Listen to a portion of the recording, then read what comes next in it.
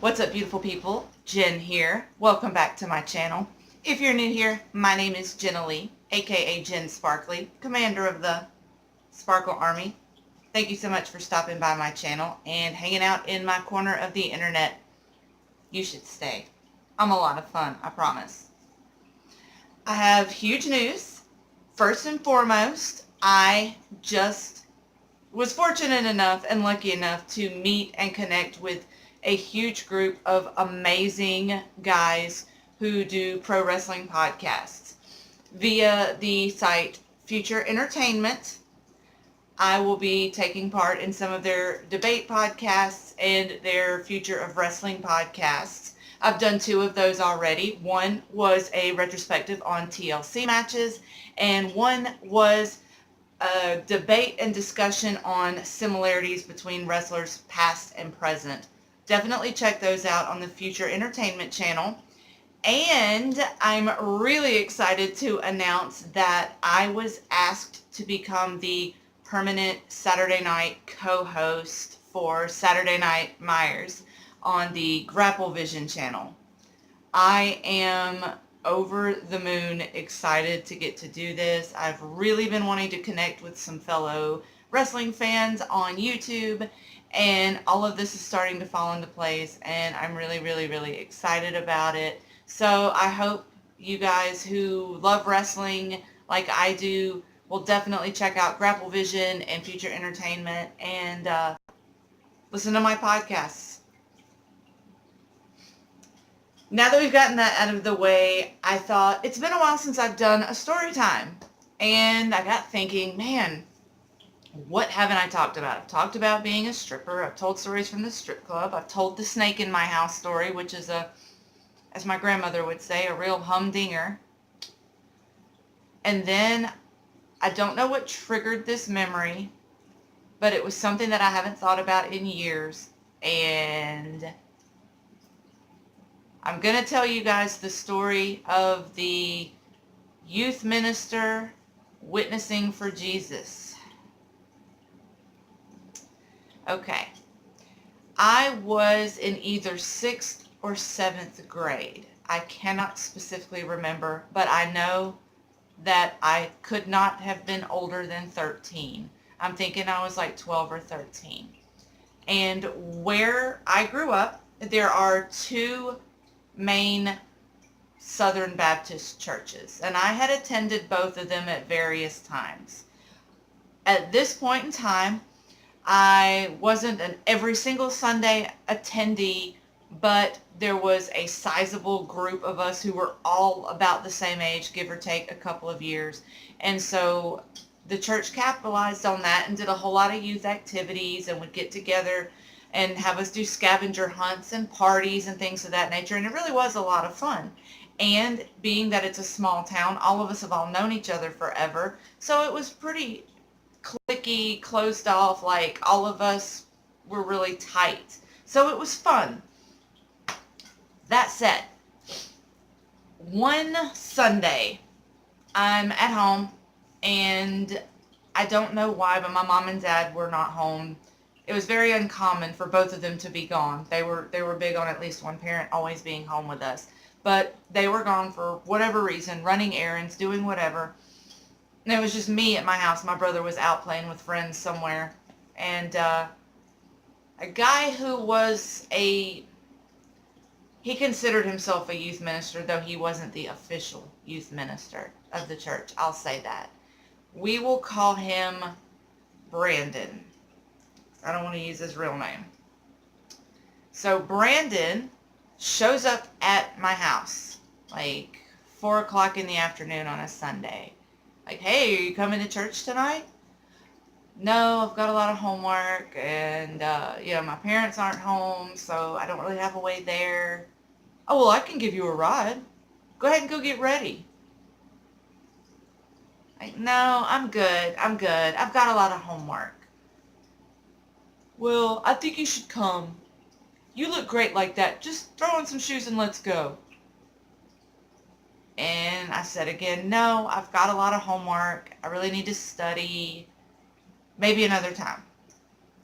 And after that, he left. I didn't think anything else of it. I thought it was weird, but I just kind of forgot about it, you know? About 2 weeks later, it's a Saturday afternoon. My brother was a huge all-star in baseball, played on select teams. So a lot of times mom and dad would be traveling for his baseball games, and I didn't really want to hang out at the ballpark. So I stayed at home and was talking on the phone with friends. It was not late on a Saturday, but it was evening, probably about 6. And I'm in my room and I'm in my pajamas. I'm just wearing like a little t-shirt and pajama shorts because I plan on being in bed. Like, you know, I'm a 12-year-old girl at home on a Saturday night, you know? So I'm on the phone with different friends and I hear a knock at the door. Like, okay, hang on. And like I'm peeking out the window because obviously I'm not expecting anyone. And I'm peeking out the window and it's Brandon's truck in the driveway. And I get back on the phone with my friend Robin, and I said, I had told her about him. I said, you remember that youth minister guy? He's back. She's like, Jenna, that's weird. Tell him to leave. Tell him to leave right now. Do not let him in your house. She was like freaked out too. So that's what really made me uncomfortable. Okay. So I walked down to the stairs to the living room, and I can see him knocking on the door, and we had a door and then we had a locking like screen door, storm door kind of thing. So I opened the main door, but the other door was locked, and I just said, hey, do you need something? And he was like, yeah, I just wanted to come by and see you. I haven't seen you at church. I just wanted to make sure you were okay. And I said, yeah, I'm good. I've got a lot of school work, you know, so I probably need to get back to it. And he said something like, well, we've got a trip planned coming up, and you should let me tell you about it. And I was like, well, you know, I'll be there Wednesday night, so we can talk about it then. He then grabs the door handle thing and like with his thumb like does something, pops it, and it breaks. Like it breaks the little latch on the storm door. He's like, oh God, the handle just broke. And then immediately swings the door open and like comes right in. Like walks right in and goes, man, it's chilly out there. As he just walks into the house and plops down on the couch. I am mortified. So I go and sit on the very opposite edge of the couch, like butt taking up like this much space, feet on the floor, hands in my lap, like, okay, what do you need? Of course, I wasn't nearly that confident or smooth. I was more like, okay, so, what's up? Oh, I just wanted to tell you about this trip we're thinking about taking with the youth group. We're all going to go down to Acapulco. It's going to be awesome. Do you have a bikini? And I just said, I mean, I do. Awesome. You should totally bring it. I'm sure you look great. Okay. Let me flash back for a minute. Brandon here is 25. I'm like 11 or 12, just for a little clarification here. And he gets up and he just kind of starts walking around my house, like looking. We have a huge trophy shelf, and he sees my softball trophies. He's like, oh, strikeout champion. And then he sees like a plaque that I got for like a dance troupe that I was on. We had done like a really cool little dance routine. It was a themed thing for school. And it was no big deal. It was just a simple little thing that we put together like as a project. But we all got little plaques for it. And he's like, oh, I didn't know you took dance. It's like, well, you know, it's been a long time. I don't really do that anymore. That was just a thing for school. Show me your dance. Show me how to do it. Once again, bear in mind, I'm in my pajamas, okay? I'm little, like, 12-year-old me. I didn't have a bra on. I had like a pajama top on, little bitty shorts. Like I felt exposed. Like I kept sitting like this. I was an early developer. I was almost a full C cup at 12. So I'm like already feeling like he's looking through my shirt. Like I'm like, oh my God, I didn't know he was coming over. I don't have a bra on. This is all going through my head like over and over and over. I'm not dressed to be in front of a 25-year-old man. That's for damn sure. And I was like, oh, well, I don't know the dance. I'm like, look, I've got a lot of homework, Brandon. I appreciate you coming by, but I really, really, really need to get back to my homework. It's Saturday night. Hang out, hang out. You have a boyfriend? I said, no, I don't have a boyfriend. Have you ever kissed a boy? I said, no. Okay. You know what? Now I know. I was 12 because I had not kissed a boy yet. So I was 12 years old. Okay. Because I said, no, I've never kissed a boy. Really? You haven't? You're so pretty. I figured the boys would just be all over you. Wait, oh, no. Not really. I'm kind of a dork. Imagine that. Anyway, he starts to scoot like closer on the couch. And I'm like fidgeting, biting my nails. Like there's no way, in retrospect, there's no way that this guy could not see that I was physically and visibly uncomfortable. Like at the time I didn't know because you're 12 and you're not thinking about that. And I kept thinking like I was exposed, so I kept like crossing my arms like this in front of me and like kind of trying to turn my upper body away. Because again, I had just developed boobs. Like I was still self-conscious. You're young. You're not. I'm not like I am now. Like who wants to see them? That was a long way away. At this point, I was still very uncomfortable with the fact because most girls didn't have boobs, and I was already catching hell for them. And I could just see his eyes, like I could feel his eyes, like looking me up and down. Like it was just like every time he did it, like I just felt this like clammy chill. Fortunately, he inches a little bit closer to me on the couch, and he puts his hand on the couch about this far away from my thigh.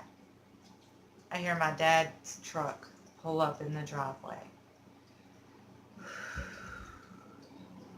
I jump up and I'm looking out the window and I see him and my mom get out and they immediately see Brandon's truck. And I just know immediately by my dad's body language, this is not going to end well. So they come in the house.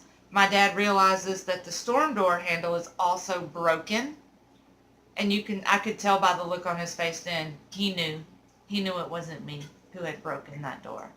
My brother's not paying any attention. He's, got a trophy in one hand and his ball bag with like his bats and his gloves and his bat helmets and stuff. And, his game slushie that he got for being like most valuable player of the game. He's not focused on any of this. So he, plods up to his room, slams the door, whatever.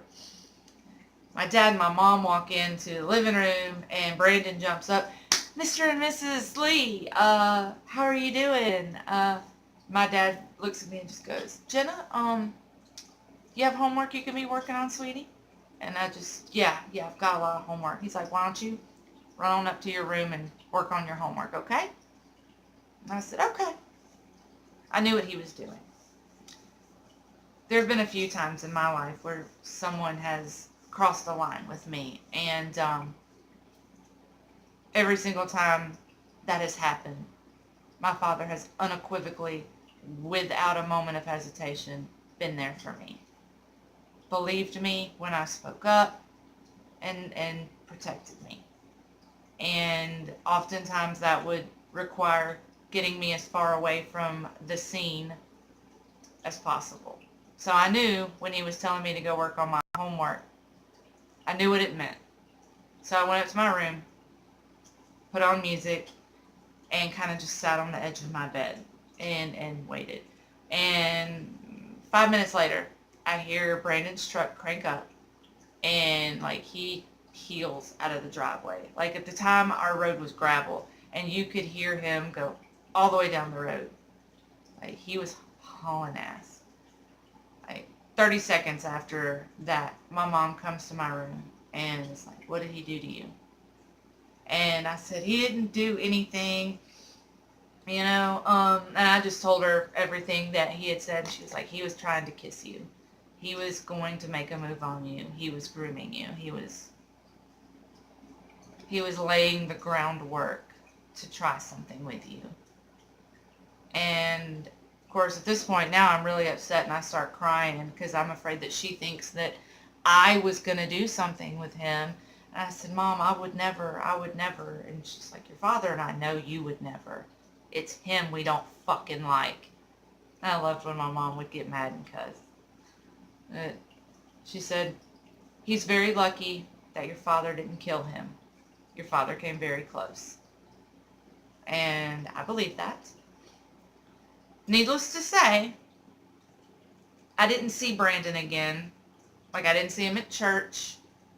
I didn't see him around the neighborhood, which says a lot because, again, small town, everyone knows everyone. And I kept thinking that everyone was going to hear about it and talk to me about it and ask me about it. And no one ever approached me about it. No one ever said anything. And my senior year of high school, this was like 5 or 6 years later, his name is in the newspaper, arrested on suspicion of raping a 9-year-old girl. Yeah. So, part of me wants to say his name and just cuss him out. Part of me doesn't want to give him the attention because he doesn't deserve it. I'm glad I was old enough to at least understand what was going on and to keep my distance and to keep talking and not let him move in on me physically. Either way, if there's someone in your life doing that, who treats you that way, who makes you feel that way, always trust your instincts. If your instincts are telling you something's not right about this person, don't be afraid to get away from the person. Don't be afraid to tell someone. You matter. Your safety matters. Your body matters. And that was one thing I had a hard time understanding, was that, and I still sometimes struggle with that, and I let people use me or take advantage of me when I deserve way better than the way they're treating me.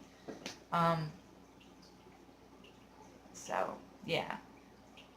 I know I'm rambling. Thank y'all for listening. I just wanted to share that story because, especially with everything going on in the news nowadays, I know that I have some young ladies and young men who watch my videos, and I want you all to know that you matter, and I want you all to know that there's always someone who will listen to you, and if ever there's someone in your life who is treating you that way, who you suspect is treating you that way, get out, talk to somebody, and talk to me.